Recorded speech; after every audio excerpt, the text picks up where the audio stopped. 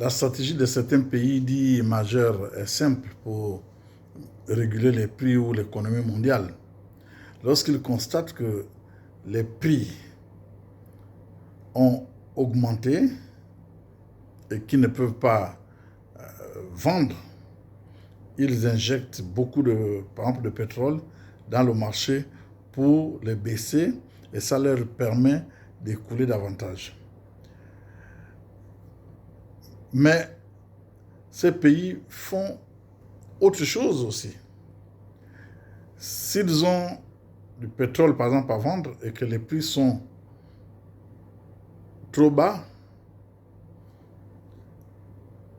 ils attendent, ils bloquent, ils font la rétention, c'est ce qu'on appelle la stratégie des stocks régulateurs, pour pouvoir augmenter le prix du baril. Voilà comment les majeurs de l'économie mondiale jouent avec certains pays qui ne peuvent rien, qui sont obligés de subir leurs caprices. Et nous estimons que l'économie mondiale est gérée et gouvernée par les pays développés. Nous n'avons pas de choix. Et on nous met parmi les pays en voie de développement ou à revenu intermédiaire. C'est la même chose, ce sont des euphémismes. Tout cela fait en sorte qu'on puisse peut-être nous adoucir, voilà, nous adoucir. Mais nous disons que dans l'ordre économique mondial, il y a ceux qui gouvernent, il y a ceux qui sont gouvernés. C'est simple. Donc, si nous avons pris le cas de l'Arabie Saoudite, par exemple, dans le domaine des énergies fossiles, mais dans d'autres domaines, nous avons aussi des exemples. Et nous ne pouvons pas tous les énumérer. Ici, à Pékin, là où nous sommes, le professeur Shen Lisheng nous a fait une brillante conférence, a donné une brillante conférence sur l'économie de la Chine. Et il a pu démontrer que l'économie de la Chine dont il est question a intégré l'économie mondiale, mais avec ses forces et tout en faisant tout pour minorer ses faiblesses. Autrement dit, si d'autres puissances économiques essayent de désorganiser l'économie de la Chine en créant des situations, par exemple, des stocks régulateurs ou de contingentement, la Chine a les moyens de répliquer, de riposter dans un autre domaine. Et ce qui fait reculer, ou ce qui fera reculer tous ces pays. Alors, est-ce que nous, les pays en voie de développement, les pays sous-développés africains, nous avons la possibilité de le faire? Nous ne pouvons pas. Déjà, nos économies sont greffées à d'autres pays. Pour ne parler que du franc CFA.